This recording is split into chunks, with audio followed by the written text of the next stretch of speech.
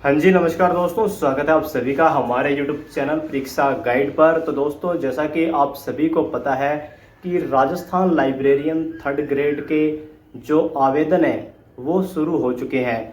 दोस्तों, आप लोगों को फॉर्म भरते समय किन किन बातों का ध्यान रखना चाहिए, आज हम लोग इसके ऊपर बात करने वाले हैं। और आज जो तारीख हो चुकी है वो 7 मार्च हो चुकी है। ठीक है दोस्तों, तो दोस्तों फॉर्म भरते समय किन बातों का आप लोगों को विशेषकर ध्यान रखना है उनके ऊपर हम लोग आज की वीडियो में बात करेंगे। और उस आपके जो सिलेबस से किस प्रकार के प्रश्न पूछे जाएंगे, क्या क्या सिलेबस रहने वाला है, उन सभी पर हम लोग इस वीडियो में जानेंगे। तो बिना किसी देरी के वीडियो करते हैं स्टार्ट। दोस्तों, जैसा कि आप सभी को पता है कि दिसंबर में आपका नोटिफिकेशन आ चुका था राजस्थान लाइब्रेरियन थर्ड ग्रेड का।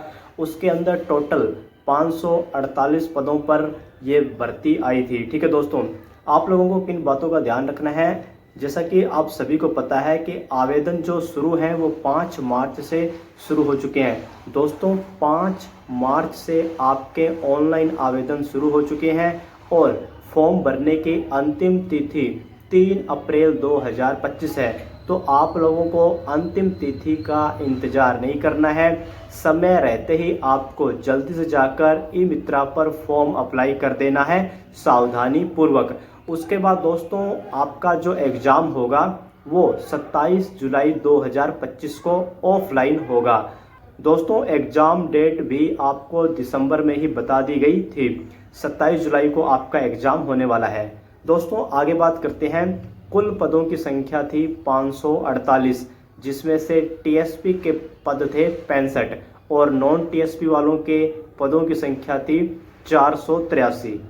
पदों का वर्गीकरण कुछ इस प्रकार से किया गया था। वहीं पर दोस्तों आगे बात करते हैं, जो सबसे इम्पोर्टेंट है इस भर्ती के लिए वो है एलिजिबिलिटी, योग्यता। आपके पास क्या योग्यता होनी चाहिए? दोस्तों, सबसे पहले आप 12th पास यानी कि 12वीं पास होने चाहिए। अगर आपने 12वीं पास की है तो आप इस फॉर्म को अप्लाई कर सकते हो। लेकिन रुकिए, सिर्फ 12वीं पास स्टूडेंट इस फॉर्म को अप्लाई नहीं कर सकते हैं, आपके पास एक विशेष योग्यता भी होनी चाहिए। अगर आपने लाइब्रेरी साइंस में सर्टिफिकेट कोर्स कर रखा है तो आप इस फॉर्म को अप्लाई कर सकते हो। आपने लाइब्रेरी साइंस में डिप्लोमा कर रखा है तो आप इस फॉर्म को अप्लाई कर सकते हो। अगर आपने लाइब्रेरी साइंस में बैचलर कर रखा है तो भी आप इस फॉर्म को अप्लाई कर सकते हो। दोस्तों, मैं यहाँ पर आपका थोड़ा सा समय लेकर आपको अच्छे से समझाता हूँ। अगर दोस्तों आप लोग लाइब्रेरी साइंस का कोर्स करते हो तो उसमें आपको 3 प्रकार के कोर्स करवाए जाते हैं। 12वीं बेस पर आपको जो पहला कोर्स करवाया जाता है वो होता है CLIS, certificate in library and information science, जो 6 महीने का कोर्स होता है। वहीं पर दूसरा कोर्स जो 12वीं बेस पर करवाया जाता है वो होता है DLIS, diploma in library and information science. ये दोनों कोर्स CLIS और DLIS दोनों 12वीं बेस पर होते हैं। दोस्तों, आगे बात करते हैं BLIS। BLIS कोर्स वही स्टूडेंट कर सकते हैं जिन्होंने अपनी डिग्री कंप्लीट की हो, जिन्होंने BA किया हो, BSc किया हो, BCom किया हो, मतलब कि जिनके पास ग्रेजुएशन कंप्लीट है वही स्टूडेंट BLIS कर सकते हैं। तो दोस्तों, आप लोग फॉर्म अप्लाई कर सकते हो। फॉर्म अप्लाई करते समय आपको ध्यान रखना है कि आप जो भी रोल नंबर, स्कॉलर नंबर भर रहे हो, ठीक है, वो बिल्कुल सही है या नहीं है। आप जो डॉक्यूमेंट अपलोड कर रहे हो, अपनी मार्कशीट, डिग्री या कुछ भी, तो वह बिल्कुल आपका सही होना चाहिए। ठीक है दोस्तों, किसी भी प्रकार का बाद में संशोधन नहीं होगा। जैसा कि RSSB के जो अध्यक्ष उन्होंने पहले ही बोल दिया है कि आप लोग बाद में संशोधन नहीं कर पाओगे। ठीक है दोस्तों, इसीलिए फॉर्म भरते समय आपको सावधानी पूरी बरतनी है। और वहीं पर काफ़ी सारे ये मैसेज हैं कि अपेयरिंग वाले स्टूडेंट फॉर्म अप्लाई कर सकते हैं या नहीं कर सकते। तो अपेयरिंग वाले स्टूडेंट फॉर्म अप्लाई कर सकते हैं। उसके लिए भी उन्होंने अलग अलग विशेष तरीके से उन्होंने बताया कि वो लोग भी किस प्रकार से फॉर्म अप्लाई कर पाएंगे। तो वो आप लोग ई मित्रा पर जाओगे तो वो भी आपको बता देगा। वहीं पर दोस्तों आगे बात करते हैं आयु सीमा की।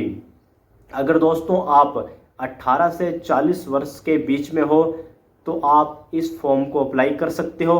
वहीं पर आयु की जो गणना की जाएगी वो 1 जनवरी 2026 से होगी। वहीं पर दोस्तों आगे बात करते हैं पुरुष वर्ग। अगर आप SC, ST, OBC, EWS से हो तो आपको 5 वर्ष की आयु में छूट दी गई है। आप लोग 18 से 45 वर्ष के बीच में हो तो फॉर्म अप्लाई कर सकते हो। वहीं पर महिलाओं की बात करें, अगर आप जर्नल से कोई महिला स्टूडेंट है तो वो भी 18 से 45 वर्ष तक फॉर्म अप्लाई कर सकती है। वहीं पर वो महिलाएं जो SC, ST, OBC और EWS से आती हैं वो 18 से 50 वर्ष तक इस फॉर्म को अप्लाई कर सकती हैं। वहीं पर दोस्तों आगे बात करते हैं, ये भी एक इम्पॉर्टेंट पॉइंट है, आप लोगों को अपना जो फॉर्म है वो अपनी SSO ID से ही भरना है। ठीक है, आपकी जो भी SSO ID आपने पहले बनाई है उसी SSO ID से आपको आवेदन करना है।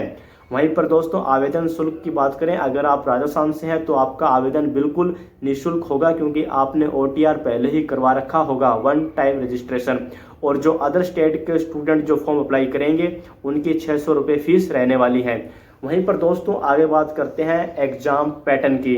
दोस्तों लाइब्रेरी साइंस में आपके टोटल 2 पेपर होंगे। पहला पेपर आपका होगा पेपर फर्स्ट और पेपर सेकंड। पेपर फर्स्ट जो आपका होगा वो होगा जीके का, पेपर सेकंड आपका होगा लाइब्रेरी साइंस का। पेपर फर्स्ट में टोटल 100 प्रश्न पूछे जाएंगे 200 अंक के। सेम पेपर 2 में भी 100 प्रश्न पूछे जाएंगे 200 अंक के। पेपर जो फर्स्ट होगा उसमें जीके प्लस साइकोलॉजी आएगी। जीके में आपसे राजस्थान का इतिहास पूछा जाएगा, राजस्थान की कला संस्कृति पूछी जाएगी, राजस्थान की भूगोल पूछी जाएगी, वहीं पर राजस्थान करंट अफेयर्स पूछा जाएगा। साथ में आपसे भारत का भूगोल एवं विश्व भूगोल का सामान्य ज्ञान पूछा जाएगा और 5वां आपसे साइकोलॉजी मनोविज्ञान पूछी जाएगी। दोस्तों पेपर फर्स्ट का जो विस्तृत सिलेबस है वो जारी नहीं हुआ है और वो जारी अब होगा भी नहीं। ठीक है, तो आप लोगों को किन किन बातों का ध्यान रखना है, कौन कौन से टॉपिक पढ़ने हैं, इसके लिए मैं अलग से वीडियो लेकर आऊँगा। वहीं पर बात करें पेपर 2 की, पेपर 2 में टोटल 4 यूनिट है लाइब्रेरी एंड इंफॉर्मेशन साइंस की। जो सिलेबस सेकंड ग्रेड का पेपर 2 का था सेकंड यूनिट, वही सेम सिलेबस आपका थर्ड ग्रेड लाइब्रेरियन का रहने वाला है। ठीक है, वहीं पर इनका जो पेपर फर्स्ट का विस्तृत सिलेबस अभी नहीं आया है और ना ही कोई मतलब बता रहा है कि कौन कौन से टॉपिक से प्रश्न पूछे जाएंगे। फिर भी मैं आपको सामान्य जानकारी के लिए बता दूं, अगर आप लोग राजस्थान जो थर्ड ग्रेड टीचर की भर्ती होती है ना उसको फॉलो करना है आपको। उसमें जो राजस्थान जीके का सिलेबस है ना, आपको बस वही कॉपी कर लेना है। ठीक है, लगभग वही टॉपिक हैं, कोई भी 1-2 ज़्यादा कम हो सकता है, इससे ज़्यादा कुछ नहीं। और बाकी आप लोग 2022 वाली भर्ती के प्रश्न उठाकर देखो कि किस किस टॉपिक से प्रश्न आए हैं जीके के, उन टॉपिक को आपको कवर करना है। वहीं पर दोस्तों आपको सब कुछ मतलब समझ आ गया होगा। 1/3 नेगेटिव मार्किंग भी रहने वाली है। दोनों पेपर में पास होने के लिए 40% अलग से लाना बहुत ही ज़रूरी है। काफ़ी सारे स्टूडेंट कंफ्यूज होते हैं कि दोनों पेपर को मिलाकर 40% लाना है या अलग अलग, तो दोनों पेपर को अलग अलग 40% लाना है दोनों पेपर में। ठीक है दोस्तों आपको 2 बातों पर विशेष ध्यान देना है। एक तो आपकी क्वालिफिकेशन योग्यता, दूसरी आपकी SSO ID। क्वालिफिकेशन में किसी भी प्रकार की कॉम्प्रोमाइज़ मत करना। ठीक है, जो सही इन्फॉर्मेशन है वही आप लोगों को वहाँ पर अप्लाई करनी है। ठीक है, गलत तरीके से फॉर्म अप्लाई मत करना, बिल्कुल सही फॉर्म अप्लाई करना।